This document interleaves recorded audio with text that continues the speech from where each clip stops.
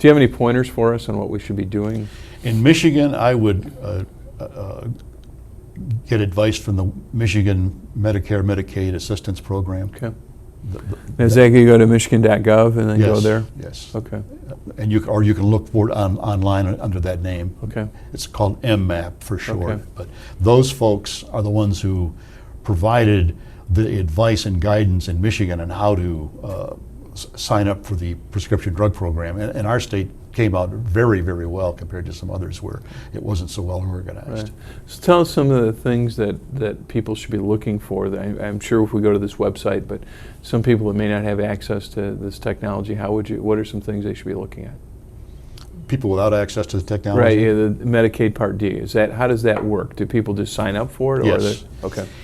There are 17 official providers in Michigan, people who have various companies that can provide the service.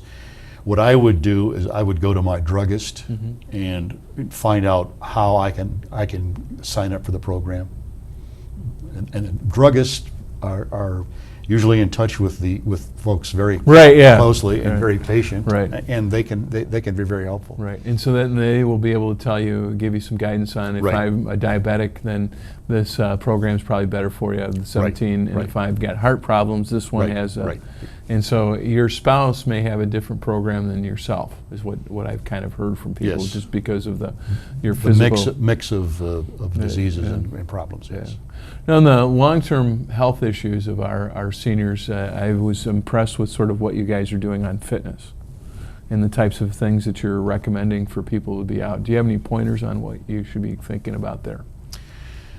My big pointer would be walk, walk, walk. Even if you're in a rural area, find a way to walk.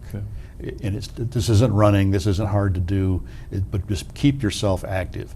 If you can't walk, there are community programs, exercise programs that you can go to, if you can get to those, where a lot of the AAA's area agencies on aging can advise you on where to go to get exercise, but definitely exercise.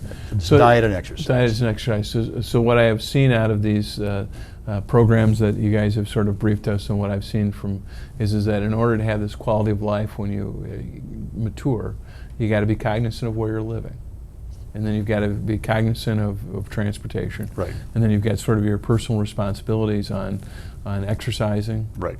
And the diet component. Right. Let me put in another plug. Volunteer. That was volunteer. Yeah.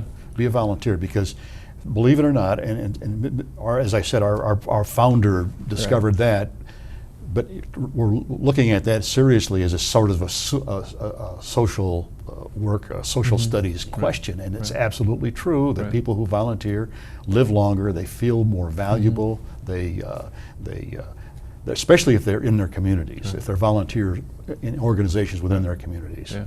So like what are some of the ways that seniors are helping out in the communities? Teaching, working with children, teaching them how to read. Wow. Working with other older folks, helping them with their daily chores, that kind of thing. Any number of ways. Okay. Yeah. Now, is that also available at your AARP website on some things to be doing? Right. Volunteerism is one of our big things. Yeah. Are there any other sorts of things on safety items that seniors should be concerned about in their homes? Well, how about stepping outside the home and into your garage? Yeah, that's great. Okay. One of the big things is making sure that your driving skills are up to snuff as you get older. There are medications that affect the way you perceive the world and the way you drive, obviously.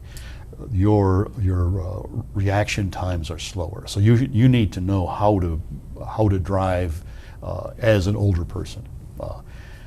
I've talked to a one state representative who's just 51, and he says he's noticed his aging reflexes. At any rate, and so we offer what's called a driver safety program, and they're in just about every county in the state, in fact in every county in the state, where you can go and learn how certain medications affect your ability, what you can do to turn your to drive more safely. Maybe you shouldn't be driving. They'll help that answer the question for you. That's a very touchy issue. It is a tough. I mean, I know with my grandparents, when grandfather turned in his mid-90s and very competent, it just got to the point that it was not safe, and it was a very emotional situation. And you have there's another thing on one of our websites of how to talk to your parents about the keys, the car keys, that kind of thing. One of the interesting things that's going on now is a program called CarFit. Okay.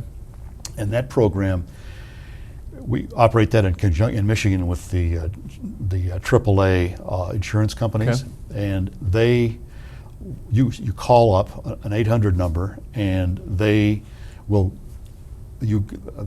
make an appointment to take your car and yourself there, and to see how well your car fits you now. Okay. I'll give you an example, and I had this problem myself.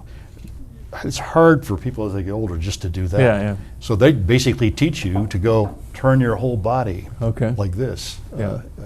And they show you how to adjust your mirrors and other kinds of things to help you be a safer driver. How well does your car fit you? Maybe you should be driving that car. So that is something to consider, and those programs are available. I know there may be throughout the summer programs throughout northern Michigan. Yes. Again, to our Michigan AARP website, is that a good spot to find out? Yes. And there may be, depending on when this is airing, we've got one in late June in Traverse City. June 22nd. Can I give you an 800 number? Okay, it's 1-800-646-4222. And you can call from 1 to 4 p.m. Okay. And excuse me, I'm sorry, you can call anytime, but the events are generally from 1 to 4 p.m. And you can schedule to be at one of these sites. Great. Super. Well, Bill, I appreciate your insightful program today. And I think the things that we have to take a look at is about this whole issue of aging in place. And you gave us the whole issue of housing and some of the issues on transportation and fitness and things to be looking for. I really appreciate your time. And there were two numbers that were given out today. One was for an aspect of some counseling. If you're involved with a senior group in northern Michigan, you can certainly call our office, or you can get a hold of the groups that are involved with theft identity, and their number is 517-267-8913.